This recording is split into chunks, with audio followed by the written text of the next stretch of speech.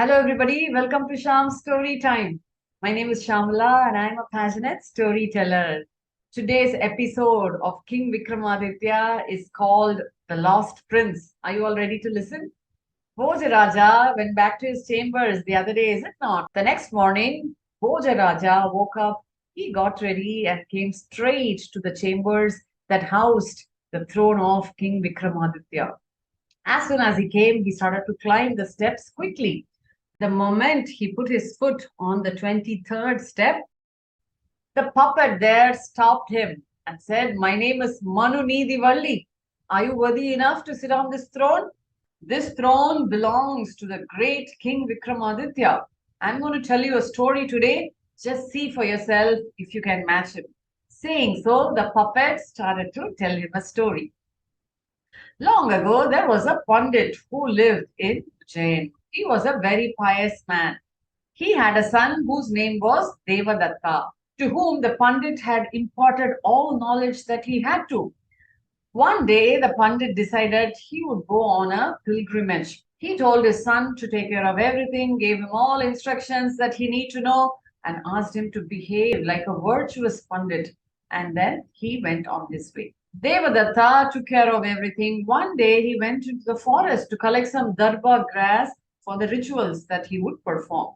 As he was collecting the grass, he noticed that there was King Vikramaditya himself in the forest. Turns out, Vikramaditya has lost his way. The more Vikramaditya walked, thinking he's out of the forest, he was going into the depths of the forest. Now, Devadatta met with the king and told him, "Don't you worry, my dear king, I will take you to the city." So he brought him to the city. Now we know about King Vikramaditya, is it not? He is not someone who would just forget a good deed that someone had done to him. So Vikramaditya was all praise for Devadatta. Once he came back to the city of Ujjain and he took to the throne, he kept telling all his ministers and the other courtiers what a great person Devadatta was. Not only that, King Vikramaditya showered Devadatta with lots and lots of rewards. Devadatta was very happy, but he was curious about one thing.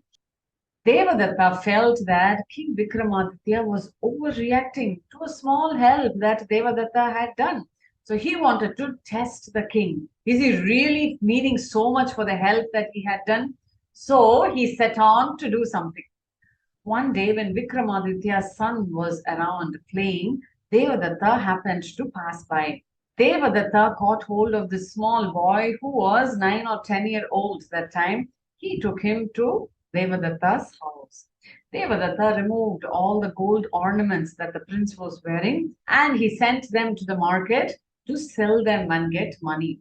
Now, back in the palace, people were looking for the lost prince. They didn't know what to do. Vikramaditya was aghast. He sent his people all around to look for his dear son. Some of the courtiers came back saying, "In the market, this jewelry was found which belonged to the prince and it is going around for sale." Vikramaditya was furious. He ordered people to dig deep into it and find out who actually has done this. There were indeed a lot of investigators. They went around and found out finally that it is indeed Devadatta who had kidnapped the child. They brought Devadatta, dragged him to the court, produced him in front of the king. Now, the king was absolutely shocked. Thought that Devadatta was a great Pandit and he had always been, singing laurels about him to all the ministers. But here was this man who was produced in front of him for a crime, that too for having kidnapped the prince. Vikramaditya asked Devadatta, "Did you really do it?" Devadatta accepted, "Yes, I was the one who kidnapped the prince and I was the one who arranged for selling all his ornaments." All the ministers gathered around the king and told him, "You have to award capital punishment to this criminal." Everybody started to say. Vikramaditya thought for a moment.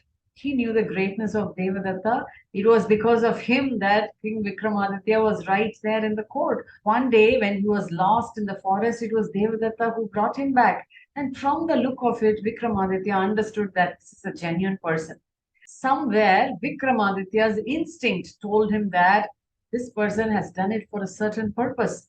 He is a genuine one. He is not a regular kidnapper of children. So Vikramaditya ordered that Devadatta be set free. All the people that had gathered in the court were surprised. They didn't know that Devadatta was so happy. He came and fell at the feet of King Vikramaditya and said, I wanted to test you, my dear king. That is why I did it. The puppet here stopped the story and asked Bhojaraja, would you have pardoned somebody like this? Won't you have punished them? But look at the greatness of Vikramaditya. He understood who was a genuine person. Bhojaraja was really, really surprised hearing the story of Vikramaditya. He said to the puppet that he would come back the next day and listen to the rest of the stories. Saying so, Bhojaraja retired to his chambers. So, did he come back the next day? Wait for the next episode next week. I hope you enjoyed today's story. If you did, subscribe to my YouTube channel, 𝐊𝐲𝐬𝐧𝐠. You will have access to all the stories that I upload. Every week, you get to hear 2 stories. My name is Shyamala and I'm a passionate storyteller. I will meet you in the next episode.